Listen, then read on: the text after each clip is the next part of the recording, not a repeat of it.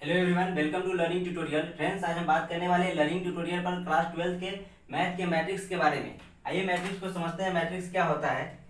देखिए, मैट्रिक्स को समझने से पहले हमको रो कॉलम को समझना पड़ेगा कि रो और कॉलम क्या होता है। तो देखिए, इसको हम लोग बोलते हैं हॉरिजॉन्टल लाइन।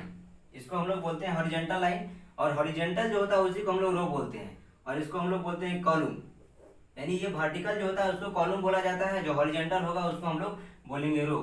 तो आइए बात करते हैं कि मैट्रिक्स होता क्या है। तो मैट्रिक्स के डिफिनेशंस के बारे में बात करते हैं। हम उम्मीद करते हैं फ्रेंड्स आपको रो और कॉलम समझ में आया होगा। फिर से एक बार देख लीजिए। हॉरिजॉन्टल बोलने का मतलब है रो, और वर्टिकल बोलने का मतलब है कॉलम। यानी इस तरीके से इसको बोलेंगे कॉलम और इसको बोलेंगे रो।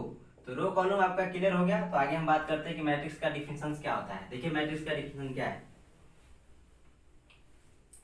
मैट्रिक्स का डिफिनेशन हमने लिखा है, ए rectangular array of m n numbers in the form of m horizontal lines and n vertical lines is called matrix of order m by n written as m into n matrix। देखिए friends, यदि आपको ये definition नहीं याद है तो आपसे कोई आदमी पूछता है कि मैट्रिक्स क्या होता है, तो आप उसको बता सकते हैं जब नंबर का रिप्रेजेंटेशन रेक्टेंगुलर फॉर्म में रो और कॉलम की मदद से करते हैं तब उसको हम लोग मैट्रिक्स बोलते हैं। तो आइए मैट्रिक्स का डिफिनेशन हम उम्मीद करते हैं आपका क्लियर हो चुका होगा। अब आगे बात करते हैं मैट्रिक्स के बारे में। देखिए क्या है, ये हमने लिखा है ए कोई मैट्रिक्स है, और इसको बिग ब्रैकेट के अंदर में इसको रिप्रेजेंट किए 2 3 4 और 8 4 9। देखिए, ये कहने का मतलब रो है, ये रो है, और ये कॉलम कितने हैं तो 1 2 3, यानी इसमें 3 कॉलम है। रो कितने हैं 2। तो इस मैट्रिक्स का ऑर्डर कितना हो जाएगा, तो हम ऑर्डर किस तरीके से लिखेंगे इस मैट्रिक्स को थोड़ा देखते हैं। इस मैट्रिक्स का ऑर्डर हो जाएगा 2/3। यानी कहने का मतलब है कि 2 ठो रो और 3 ठो कॉलम, यानी इस मैट्रिक्स का ऑर्डर होगा 2/3। इसको हम लोग 2/3 पढ़ेंगे, लिखते हैं 2 into 3, लेकिन हम लोग इसको पढ़ेंगे 2/3 ऑर्डर का मैट्रिक्स। तो आइए फ्रेंड्स, इस डिफिनेशन को एक बार आपको हम फिर से समझा दे। और रेक्टेंगुलर अरे, अरे बोलने का मतलब होता है अरेंजमेंट। और rectangular array of m numbers, m numbers बोलने का मतलब टोटल एलिमेंट जो होगा, मतलब total number. A rectangular array of m numbers in the form of m horizontal, मतलब एम हॉरिजॉन्टल बोलने का मतलब रो में, या लिखा है हमने कॉल्ड रो।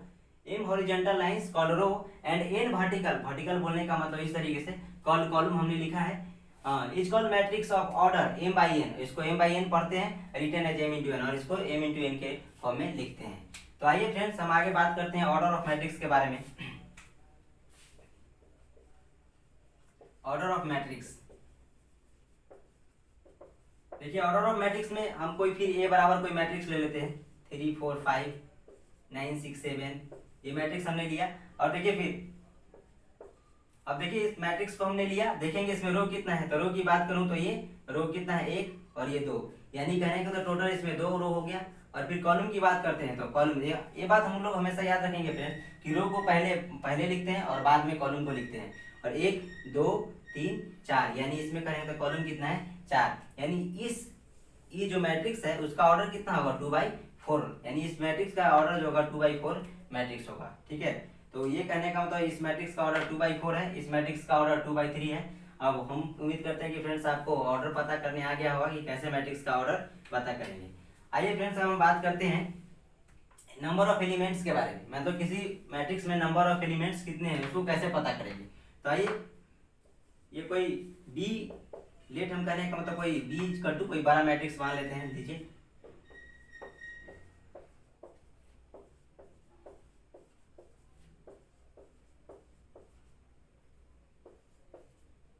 देखिए फ्रेंड्स, हमने कहने का मतलब कोई मैट्रिक्स को मान लिया है,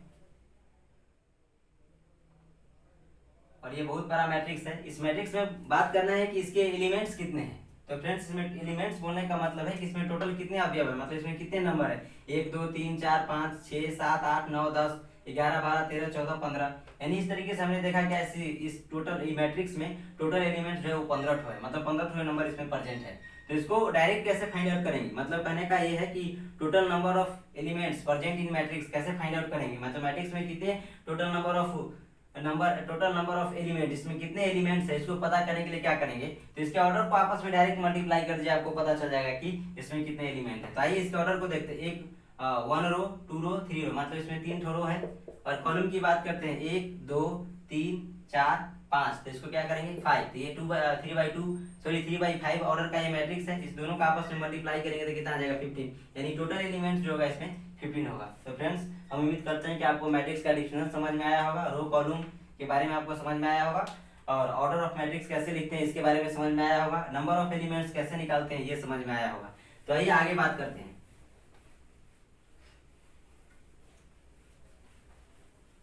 देखिए फ्रेंड्स, सवाल में पूछता है कभी कभी कि यदि टोटल नंबर ऑफ एलिमेंट्स 6 है तो उसकी कितनी ऑर्डर पॉसिबल्स हैं, मतलब टोटल नंबर ऑफ एलिमेंट्स, कहता है इफ टोटल नंबर ऑफ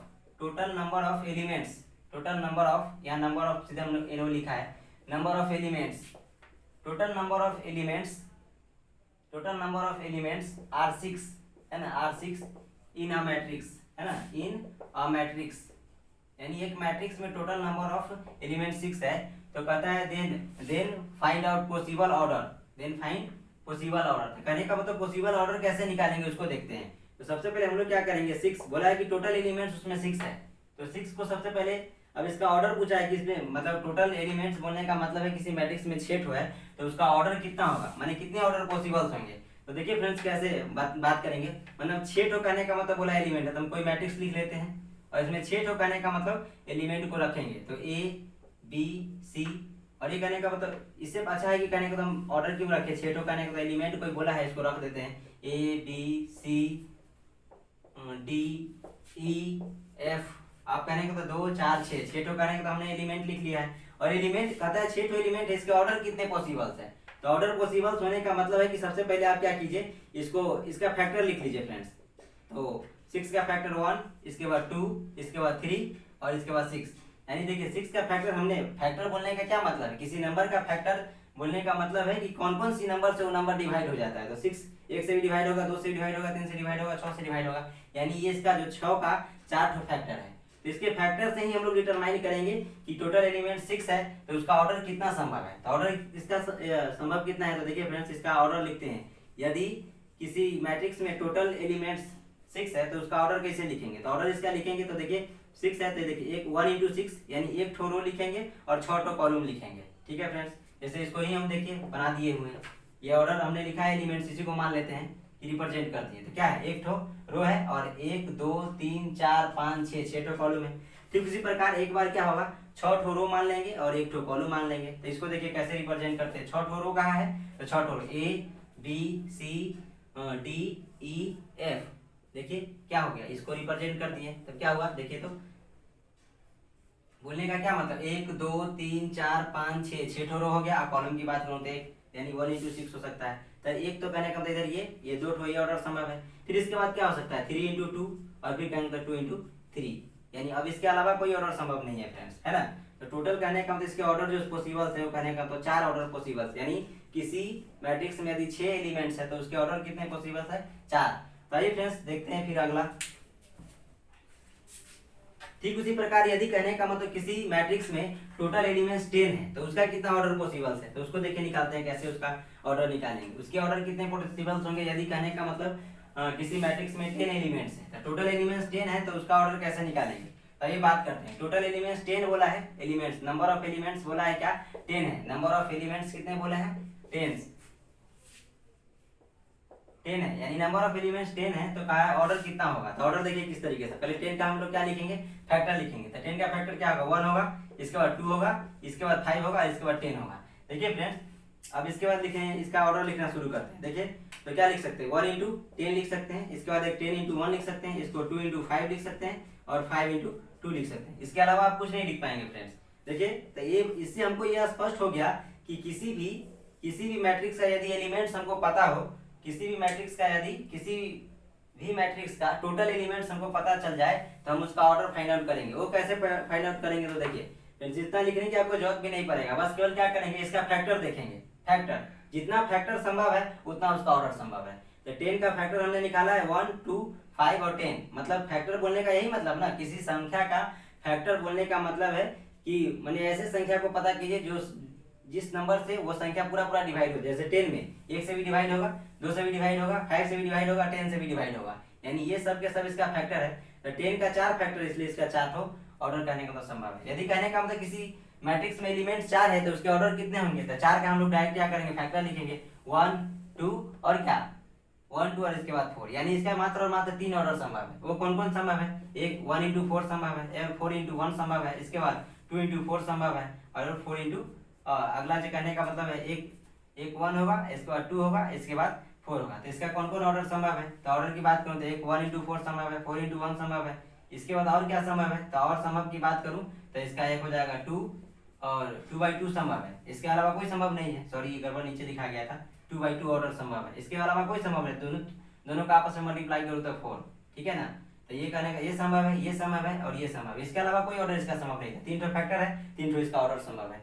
तो फ्रेंड्स हम उम्मीद करते हैं कि आपको समझ में आ गया होगा कि यदि नंबर ऑफ एलिमेंट्स दिया हो मैट्रिक्स का तो ऑर्डर कैसे फाइंड आउट करेंगे।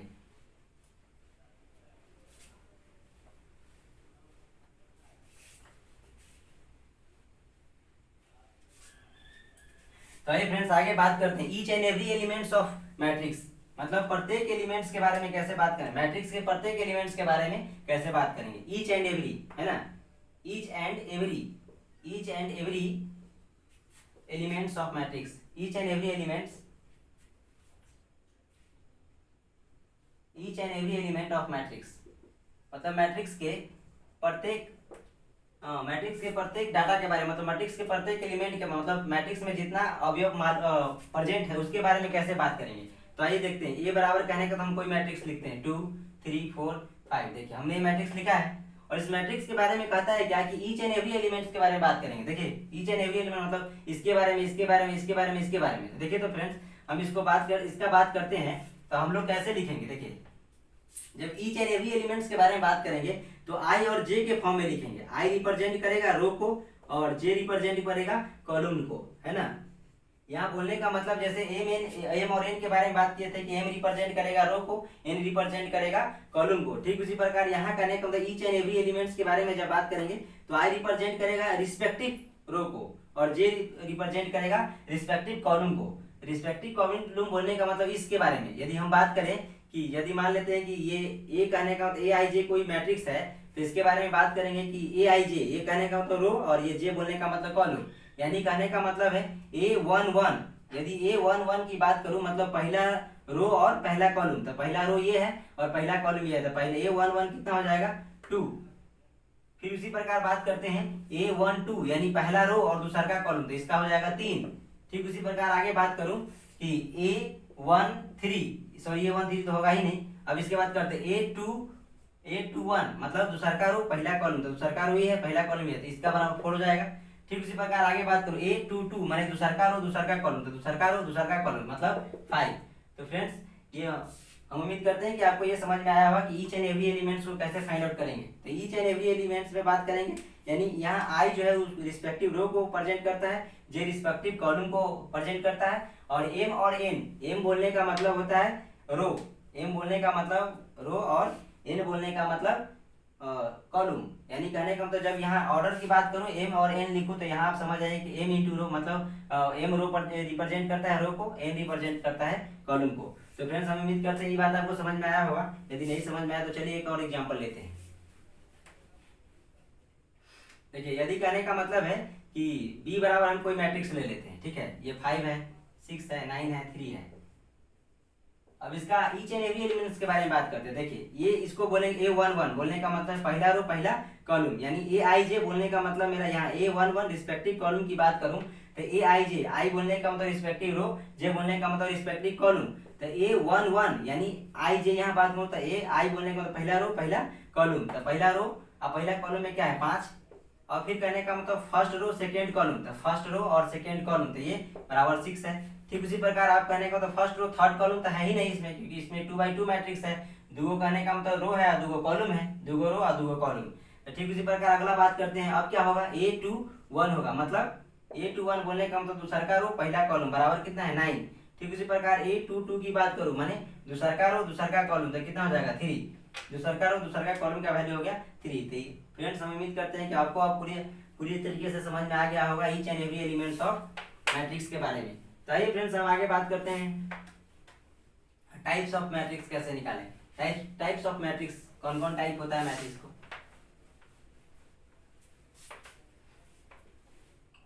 आइए टाइप्स ऑफ मैट्रिक्स के बारे में बात करते हैं। Type of matrix, type of matrix के बारे में बात करते हैं। तो आइए फ्रेंड्स, सबसे पहले फर्स्ट में क्या लिखते हैं? फर्स्ट में कहता है क्या? Row matrix. रो मैट्रिक्स, देखिए फ्रेंड्स, रो मैट्रिक्स को समझते हैं कि रो मैट्रिक्स कैसा होता है। रो मैट्रिक्स के बारे में कहा जाता है a matrix in which only one row is called row matrix, यानी ऐसा मैट्रिक्स जिसमें केवल और केवल एक ही रो हो उसको बोलते हैं रो मैट्रिक्स। तो लिखिए कोई मैट्रिक्स लिखते हैं 2 3 4 9, देखिए फ्रेंड्स इसमें केवल और केवल एक रो है तो इसको हम लोग बोलेंगे रो मैट्रिक्स। आप ऐसा मैट्रिक्स लिखिए जिसमें केवल और केवल एक ही रो हो उसको हम लोग बोलेंगे रो मैट्रिक्स, यानी ऐसा मैट्रिक्स जिसके पास एक ही रो हो उसको रो मैट्रिक्स बोलेंगे। सेकेंड की बात करते हैं, इसके बाद क्या आता है? Column matrix. कॉलम मैट्रिक्स बोलेंगे ऐसा मैट्रिक्स, ऐसा मैट्रिक्स जिसके पास मात्र और मात्र एक ही कॉलम हो उसको हम लोग बोलते हैं कॉलम मैट्रिक्स। लिखिए, ये देखिए इसको बोलेंगे कॉलम मैट्रिक्स। ठीक इसी प्रकार आगे बात करते हैं कॉलम मैट्रिक्स के बाद। रो मैट्रिक्स क्लियर हो गया फ्रेंड्स, कॉलम मैट्रिक्स भी आपका क्लियर हो गया। आगे बात करते हैं, अब इसके बाद आता है जीरो मैट्रिक्स।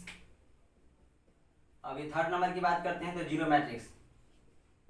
जीरो मैट्रिक्स या इसी का दूसरा नाम है नल मैट्रिक्स। नल मैट्रिक्स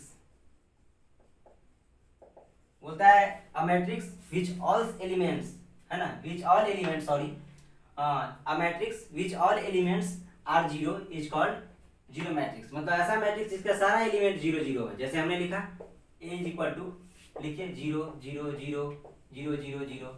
हम क्या देख रहे हैं कि यहाँ सारा के सारा एलिमेंट क्या है? जीरो है, तब इसको हम लोग बोलेंगे नल मैट्रिक्स।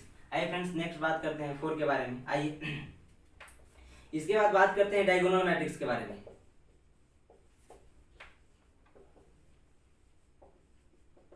डायगोनल मैट्रिक्स, देखिए डायगोनल मैट्रिक्स में बोलने का क्या मतलब है उसको समझते हैं। डायगोनल मैट्रिक्स में क्या कहा जाता है? बोला जाता है a matrix which all non-diagonal elements are zero is called diagonal elements। मतलब ऐसा डायगोनल एलिमेंट्स बोलने का मतलब है कि ऐसा मैट्रिक्स, है ना, डायगोनल मैट्रिक्स बोलने का मतलब है कि ऐसा मैट्रिक्स। फ्रेंड्स डायगोनल मैट्रिक्स से पहले एक और बात समझते हैं, थोड़ा रुक जाइए। ये 4 नंबर है तो इसको हम कहने का मतलब 4 नंबर में कोई और बात समझाते हैं, इसको 5 नंबर कर दीजिए और 4 नंबर के बारे में समझाते हैं। 4 नंबर से पहले हम लोग बात करते हैं थोड़ा स्क्वायर मैट्रिक्स। ये 5 नंबर इसको कर दिए, 4 नंबर में बात कर लेते हैं थोड़ा स्क्वायर मैट्रिक्स के बारे में। स्क्वायर मैट्रिक्स, इसके बाद आपको समझ में आने लगेगा कि डायगोनल मैट्रिक्स क्या होता है। देखिए फ्रेंड्स, क्योंकि इससे रिलेटेड है। स्क्वायर मैट्रिक्स में बात किया जाता है कि स्क्वायर मैट्रिक्स किसको कहा जाता है। स्क्वायर मैट्रिक्स के बारे में कहता है कि ऐसा मैट्रिक्स जिसमें रो और कॉलम दोनों सेम हो, है ना। The matrix which have number of row and number of column are equal is called square matrix. मतलब ऐसा मैट्रिक्स जिसमें नंबर ऑफ रो और नंबर ऑफ कॉलम दोनों इक्वल हो। आइए इस मैट्रिक्स को लिखते हैं। जैसे देखिए ये 2 3 4 5, है ना, हमने लिखा। यहाँ क्या है? 2x2 मैट्रिक्स, यानी ऐसा मैट्रिक्स जिसमें रो और कॉलम, हम देखे क्या कि रो भी 2 है, एक रो 2 रो, 2 रो 1 कॉलम 2 कॉलम, माने रो और कॉलम दोनों बराबर होते हैं, इसको हम लोग बोलते हैं स्क्वायर मैट्रिक्स। अब देखिए डायगोनल मैट्रिक्स होने के लिए सबसे बड़ा सिचुएशन है कि डायगोनल मैट्रिक्स होने के लिए सबसे पहले उसको स्क्वायर मैट्रिक्स होना पड़ेगा। तब बोलेंगे ऐसा स्क्वायर मैट्रिक्स जिसके नॉन डायगोनल एलिमेंट्स 0 है ना, उसको हम लोग बोलते हैं non diagonal elements. Non diagonal elements बोलने का मतलब है फ्रेंड्स, नॉन डायगोनल माने ये डायगोनल होगा तो ये और ये नॉन डायगोनल एलिमेंट्स होगा इसमें। तो बोलते हैं कि ऐसा स्क्वायर मैट्रिक्स जिसका नॉन डायगोनल एलिमेंट 0 हो उसको हम लोग बोलते हैं डायगोनल मैट्रिक्स। माने ऐसा स्क्वायर मैट्रिक्स जिसका नॉन डायगोनल एलिमेंट 0 हो उसको हम लोग बोलेंगे डायगोनल मैट्रिक्स। तो आइए इसका हम एग्जांपल लिखते हैं 4 0 0 4, या फिर कहने को 3, कुछ भी लिखिए। तो देखिए ये स्क्वायर मैट्रिक्स है और इसका देखिए नॉन डायगोनल एलिमेंट 0 है और इसको हम लोग बोलेंगे नॉन डायगोनल एलिमेंट जुड़ी होते हैं, इसको हम लोग बोलेंगे डायगोनल मैट्रिक्स। अच्छा फ्रेंड्स एक बात और याद रखिएगा, डायगोनल हम लोग जब भी क्लियर करेंगे तो ऊपर ऐसे ऐसे क्लियर करें, इसको हम लोग बोलेंगे डायगोनल। ये 4 3 जो है वो डायगोनल एलिमेंट्स कहलाएगा। डायगोनल हम लोग इसी तरीके से क्लियर करेंगे, ऊपर से नीचे की तरफ, ऊपर से नीचे की तरफ, ऐसे। इधर वाला को मत समझिएगा डायगोनल, डायगोनल इधर वाले को बोलेंगे। ठीक है फ्रेंड्स, हम उम्मीद करते हैं आपको समझ में आया हो। एक और एग्जांपल लेते हैं। बोला है कि स्क्वायर मैट्रिक्स होना चाहिए।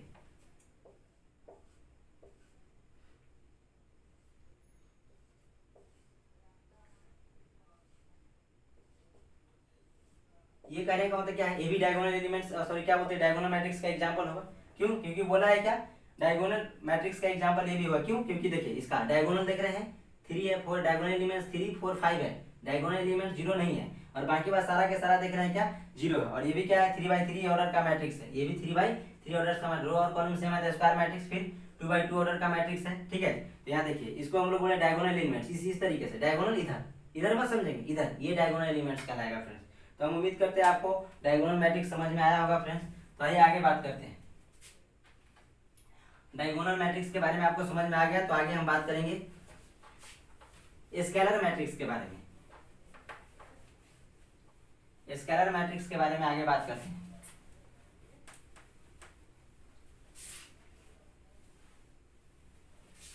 अब 6 नंबर स्केलर मैट्रिक्स के बारे में बात करते हैं कि स्केलर मैट्रिक्स क्या होता है। स्केलर मैट्रिक्स, देखिए फ्रेंड्स स्केलर मैट्रिक्स में क्या होगा कि मैट्रिक्स दिया होगा, ठीक है, माने ये मतलब ऐसा स्क्वायर मैट्रिक्स होगा, ये ऐसा स्क्वायर मैट्रिक्स होगा जिसमें डायगोनल एलिमेंट्स इक्वल होगा। डायगोनल एलिमेंट्स जब कहने का मतलब ऐसा स्क्वायर मैट्रिक्स जिसके सारे डायगोनल एलिमेंट्स इक्वल हो, तो हम उसको बोलेंगे स्केलर मैट्रिक्स। तो आइए, तो स्क्वायर मैट्रिक्स तो लिखना ही होगा हमको, तो लिखते हैं।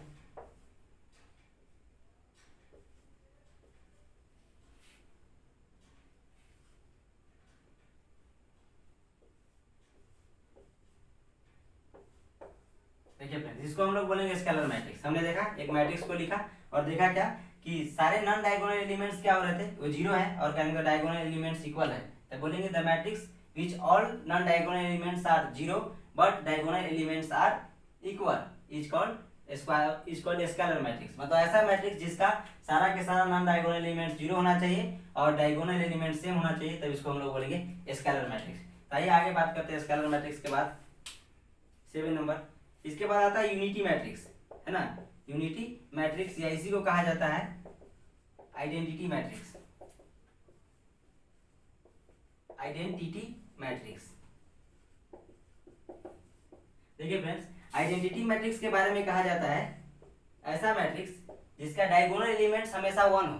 ऐसा मैट्रिक्स जिसका डायगोनल एलिमेंट्स हमेशा 1 हो, डायगोनल एलिमेंट्स हमेशा 1 हो और नॉन डायगोनल एलिमेंट्स 0 हो, तब इसको हम लोग बोलते हैं आइडेंटिटी मैट्रिक्स या यूनिटी मैट्रिक्स। ताइए इसको कैसे लिखेंगे, बोला डायगोनल एलिमेंट्स 1 होना चाहिए, तो 1 0 0 1। देखिए डायगोनल एलिमेंट्स 1 1 है और 2/2 ऑर्डर का ये आइडेंटिटी मैट्रिक्स है। आइडेंटिटी मैट्रिक्स को हमेशा आई के द्वारा रिप्रेजेंट किया जाता है। हम लोग बोलेंगे यूनिटी मैट्रिक्स या matrix which diagonal elements is 1 diagonal all diagonal elements, बोलेंगे the matrix which all diagonal elements are 1 and all non diagonal elements are 0 is called unity matrix.